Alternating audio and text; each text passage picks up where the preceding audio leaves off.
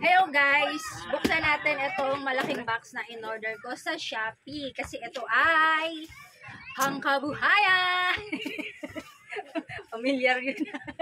Naawa ko dito sa kasama ko eh. So, hindi lang ako basta order ng order ha.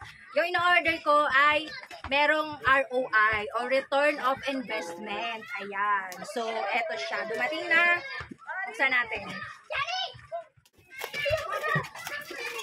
Ay, pabango? Hindi, panlinis ng motor.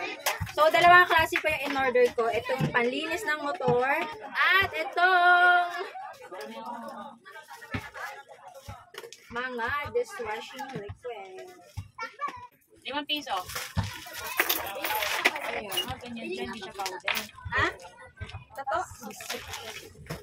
Magkano sa tapo? Mamay mo yung flour. Lemon flavor. 5.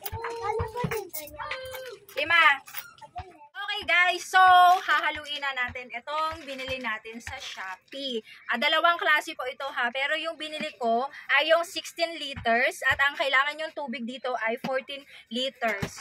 So, ito na siya, 14 liters. Alam nyo, napakadali lang nito. Hindi ito katulad ng ibang dishwashing na DIY na ang dami pang sangkap. Ito lang po siya talaga at ihalo natin siya ngayon sa tubig. Oh, akin na. Nakita mo ito, yan lang siya. Buo siya. Ang tawag dito, concentrated, no? Yung ano. So, magiging magic to mamaya. Tignan natin na. Kasi first time ko rin bumili ng ganitong klaseng pa-DIY na dishwashing liquid eh. So, eto lang daw siya. Totoo naman kaya. Malalaman natin yan mamaya. Halo-halo. Sinisimot ko lang siya guys para sulit na sulit. Para siyang may asukal or asin. Ayan o. Buo-buo siya. Hindi ko alam kung asukal ba to or asin. Basta sa ingredients niya. So, ito na. Haluin na natin. Kasi haluin lang daw eh. AN20. Lalapot daw to pag nawala na yung bula. So, ito na. Mekos-mekos na ni Insan. Bula-bula na siya ng ganyan. Kaya lang, hindi ko alam kung halong-halo na ba yun sa loob. Basta, pag bula ng bula yan, antayin lang natin na mawala yung buo-buo dun sa ilalim. So, eto na yung texture niya, guys. Antayin lang na mawala yung bula para lumapot siya. Kasi sa ngayon, hindi pa siya masyadong malapot. Tomorrow. Hello guys! Good morning! Today is Monday and kahapon hindi na namin natapos yung paglalagay sa mga bote nung ginawa naming ang Siksik Do-It-Yourself Dishwashing Liquid. Ito lang yung ingredients niya plus water. Halo-halo lang. And ito yung mga pet bottles namin. Ayan o. Pwede kayong bumili sa Shopee or yung sa mineral water, hugasan nyo lang yun. Ayan. So, eto na yun, no, yung kinalabasan. Kita. Na?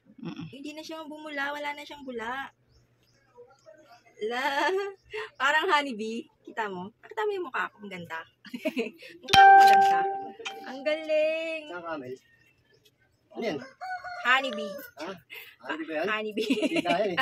Mantika Tama daw. na, tama na. Ano naman siyang camel? Mantika daw. Tas yung vlog mo. Ang bango. Dishwashing liquid to. Mantika yan. Kulay green. Mantika daw. Parang mantika. Oh, Init. ganda oh. Ano sa'yo? Boss, baka masama ko dyan, boss. Baka may Sama mo nga yan. bayaran pa kami dyan eh. Ay. Ano, pumayad din. Ayaw mo nun mag-viral. Oh. Ganda. Anong akala mo? Mantika? O, ganyan siya clear. Diba? Ano? Dishwashing liquid. Mura lang. Para siyang honeybee, no? Tapos, akala niya mantika. Oh, nawala na yung bula niya, guys. At saka, nalapot niya. Ang galing. Ganun lang pala siya kadali. Dagdagan na lang natin siya mamaya pag nagkulang, no? Sige, wait lang.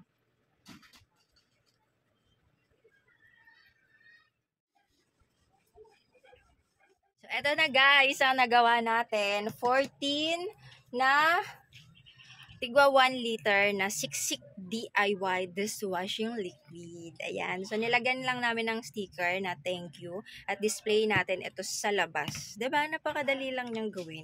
So, eto na nga guys, i-display na natin sa labas para makita ng ating mga customers na meron na tayong dishwashing liquid.